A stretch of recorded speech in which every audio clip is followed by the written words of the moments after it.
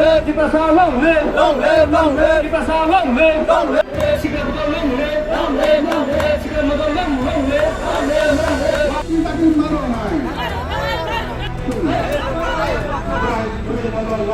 Long live, long live.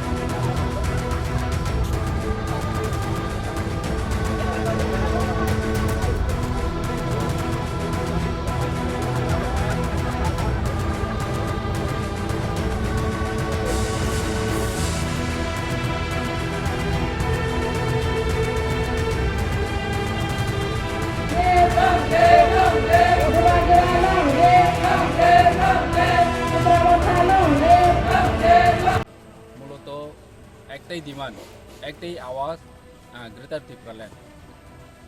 কারণ আমরা দেখেছি বিগত ৭৫ বছর ধরে পাহাড়ে না আসে রাস্তাঘাট, না আসে জলের ব্যবস্থা, না আসে শিক্ষা ব্যবস্থার ভালো মানে, না আসে সুস্বাস্থ্যের ব্যবস্থা। সেই জন্য আমরা চাই গ্রেটার ত্রিপুরাল্যান্ড। কারণ সবাই জানে আমরা আমাদের অধিকারের জন্য লড়াই করছি, কোনো কমিউনিটির বিরুদ্ধে আমরা লড়াই করছি না, আমাদের অধিকার আমরা পেতে চাই। তাই জন্য আমরা কেন্দ্র সরকার এবং রাজ্য সরকারের নাক কান খোলার জন্য আজকে এই বন। কারণ বিগত ৭৫ বছর ধরে রাজ্য সরকার না দেখছে না শুনছে পাহাড়ে কি হচ্ছে, পাহাড়ের অবস্থা কীরকম চলছে সেটা না দেখার বান করেছে, না শোনার বান করেছে।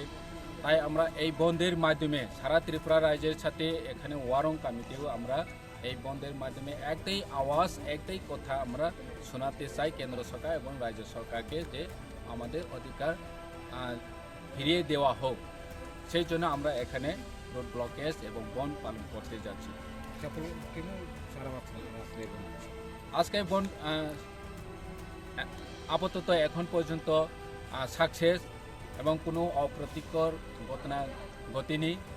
কারণ সারা ত্রিপুরা রাজ্যে ত্রিপুরাশায় এখন একই আওয়াজ যে আমরা শান্তিতে বন পালন করতে যাচ্ছি, করেছি। তো এখানে সারা ত্রিপুরাবাসী, ত্রিপুরাশা সবাই সলিডারিটি সাপোর্ট আছে এবং ফিজিক্যালি যারা আছেন এখানে এসে বা অন্য কোথাও যার পিকেটিং পয়েন্টে আমরা ফিজিক্যালি সাপোর্ট করেছি। তো আমাদের এই দাবি, গ্রেটার ত্রিপুরাল্যান্ড দাবি কেন্দ্র সরকার মেনে নেওয়া হোক। এটাই আপনাদের যে বন্ধ, এই বন্ধ কি মূলত এডিসি এলাকায় সারা পাচ্ছে না সমতলও এটার প্রভাব পড়ছে? কেমন মনে হচ্ছে? এডিসি এলাকায় তো অবভিয়াসলি পুরাটা সারা পেয়েছি, কিন্তু জেনারেল এরিয়াতে কি হচ্ছে সেটা তো আপনারা দেখছেন।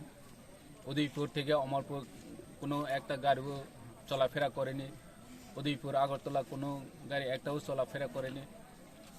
স্বাভাবিকভাবে জেনারেল এরিয়াতেও এফেক্ট হয়েছে, সেটা আমরা জানি, কারণ এডিসিকে বাদ দিয়ে রাজ্য অচল হয়ে যায়। তো আমরা যে জায়গাতে রোড ব্লকেজ করেছে ওখানে এই রোড দিয়ে যদি চলাফেরা করতে না পারে তো অটোমেটিক্যালি জেনারেল এরিয়া বন্ধ হয়ে যায়। কারণ আমরা চাই শান্তিতে বন্ধ হোক, সেই জন্য আমরা জেনারেলকে বন্ধের আওতায় বাইরে রেখেছি। মূলত এডিসি এলাকায় কি এবার বন্ধ? হ্যাঁ, মূলত আমরা প্রথম থেকে ঘোষণা করেছি মহারাজা যে এডিসি এলাকায় বন্ধ, কারণ আমরা চাই না যে সাম্প্রদায়িক অপ্রীতিকর ঘটনা ঘটুক।